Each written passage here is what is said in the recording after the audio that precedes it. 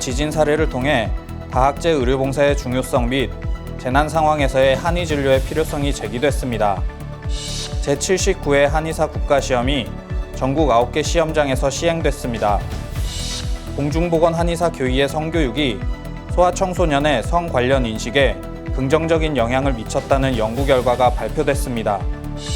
웰니스 관광산업 육성을 위한 심포지엄에서 한의학이 웰니스 관광산업 육성, 발전에 도움이 될 수 있다는 다양한 제언이 나왔습니다. 이상 오늘의 주요 뉴스였습니다. 안녕하십니까. 한의학 이슈 브리핑의 한의신문 기강서입니다. 첫 번째 뉴스입니다. 대구 한의대 포항한방병원 한방신경정신과와 부산대 한방병원 침구의학과가 개최한 외상, 재난, 인도적 위기와 건강, 한의학의 역할 세미나에서 모로코 지진 사례를 통해 다학제 의료봉사의 중요성과 재난 상황에서의 한의 진료의 필요성이 제기됐습니다. 이날 강연한 글로벌 케어 강영건 팀장은 지난해 모로코에서 일어난 지진 재난에 한의사, 의사, 간호사 등으로 구성된 의료팀을 파견해 피해자들에게 의료봉사를 진행한 내용을 상세하게 소개했습니다. 강영건 팀장은 국가 재난 상황에서 공공의료가 신속하게 현장을 케어할 수는 있지만 이들이 케어하기 힘든 부분들에 한의학의 활용이 절대적으로 필요하다고 강조했습니다. 특히 강영건 팀장은 지난 코로나19 팬데믹 당시 대한한의사협회가 코로나19 한의진료 전화상담센터의 운영을 총괄해 한의학의 치료 매뉴얼 정립에 앞장섰던 것처럼 국가 재난 상황에서 1차 의료를 담당하는 한의사가 절실하게 필요하다고 피력했습니다. 2024년 제79회 한의사 국가시험이 전국 7개 지역 9개 시험장에서 시행됐습니다.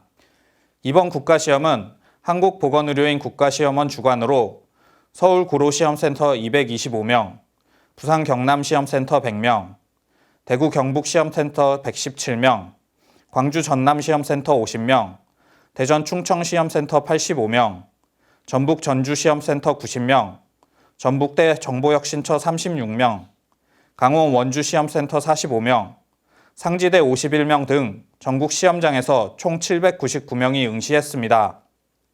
이와 관련 지난해 한의사 국가시험 합격률은 98.5%였으며 최근 5년간 합격률은 2023년 98.5%, 2022년 97.1%, 2021년 96.4%, 2020년 96.6%, 2019년 96.6%로 평균 97%였습니다. 시험 방식은 지난해부터 CBT 컴퓨터 시험 방식으로 전환됐으며 CBT 도입은 문제 유형의 다양화를 통해 질 높은 임상 중심 평가 체계를 갖추는 등 응시자의 시험 편의성을 제고했다는 평가를 받았습니다. 한편 제79회 한의사 국가시험 결과는 오는 2월 2일 한국보건의료 국가시험원 홈페이지의 합격자 조회 메뉴를 통해 확인할 수 있습니다. 공중보건 한의사의 도서지역 초등학생 대상 성교육 교육 프로그램이 소아청소년의 성 관련 인식에 긍정적인 영향을 미쳤다는 연구 결과가 발표됐습니다. 대한한의사협회 소아청소년위원회의 도서지역 초등학생 대상 공중보건 한의사 교육 프로그램의 효과 연구 논문에 따르면 완도군 소재 3개 초등학교에서 총 316명의 초등학생을 대상으로 성교육을 진행 후 설문조사를 진행한 결과 성교육 전후 성 관련 지식 점수가 교육 전 4.04 플러스 마이너스 1.87에서 교육 후 5.02 플러스 마이너스 1.79로 유의하게 상승했습니다. 또한 남학생은 여성의 2차 성징에 대해 관심 갖지 않아야 한다. 여학생은 남성의 2차 성징에 대해 관심 갖지 않아야 한다. 이성에 대한 관심을 표현하는 것은 바람직하다 등의 문항에서 긍정적인 방향의 점수 개선을 보여 성교육 전보다 교육 후 성에 대한 바람직한 인식 답변 비율이 증가했습니다. 이 밖에 성교육 교육 프로그램의 만족도는 4.14 플러스 마이너스 1.05로 나타나 대도시 학생들의 만족도인 4.11 플러스 마이너스 0.84와 큰 차이가 나지 않았으며 성교육이 사춘기 건강 유지에 얼마나 도움이 되는지에 대한 문항도 4.47 플러스 마이너스 0.76으로 전반적으로 높게 나타났습니다.